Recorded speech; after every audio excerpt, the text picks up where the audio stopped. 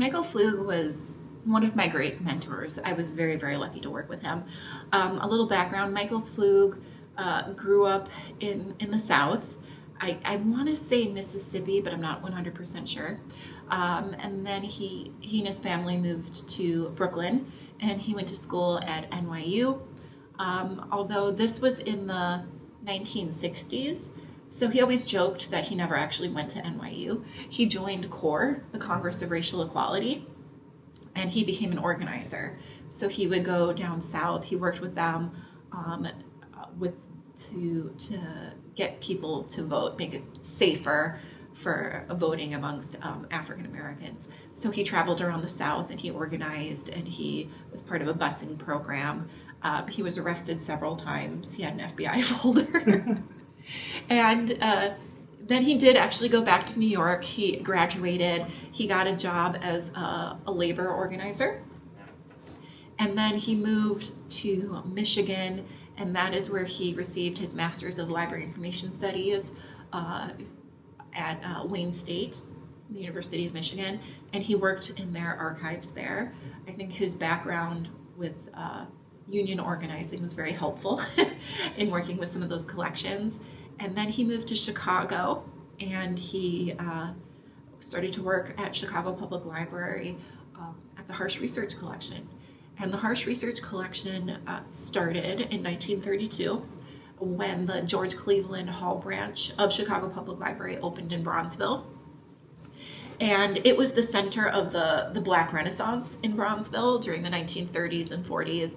And Vivian Harsh was the first African American head of the Chicago Public Library branch. And she created this center of knowledge. So she would have people like Gwendolyn Brooks, Langston Hughes come in, and they would do research. And she had what was called the Special Negro Collection, that she had gone around the country to create this, to really fill this void at Chicago Public Library that was African American history and literature. So she had pamphlets and books that she herself collected on Black history. She was on the board of what we now call ASALA, the Association for the Study of African American Life and History, with Dr. Carter G. Woodson. And so she started this collection at Hall Branch. And then in 1975, Chicago Public Library built Woodson Regional Library, and her collection was transferred over, and it became its own separate archive, and it was named after Vivian G. Harsh. So that's the namesake behind the Hall Branch and the new collection at Woodson. So Michael Flug started to work at the Harsh collection, I want to say the late 80s, maybe 1991, but somewhere in that time period. And with his background in organizing and his friends that he had met, his connections from the Civil Rights Collection, he reached out to different community members, and they donated their papers.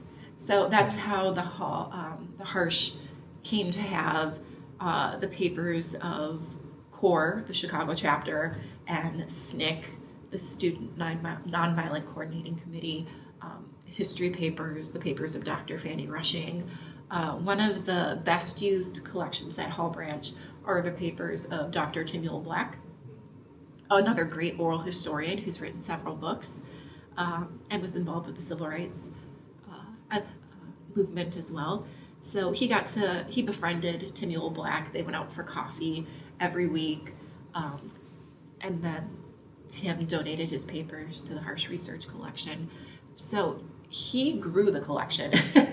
You'll see between the time that he worked there, 1991, and the time that he retired in 2010, I'd say over 60% of the collection was donated. Wow. Yeah. And he worked on a few different grant projects after he retired in 2010. After I left the BMRC, he actually hired me to work part-time processing collections under him on his grant program. So he retired, but he never left the Harsh Research Collection.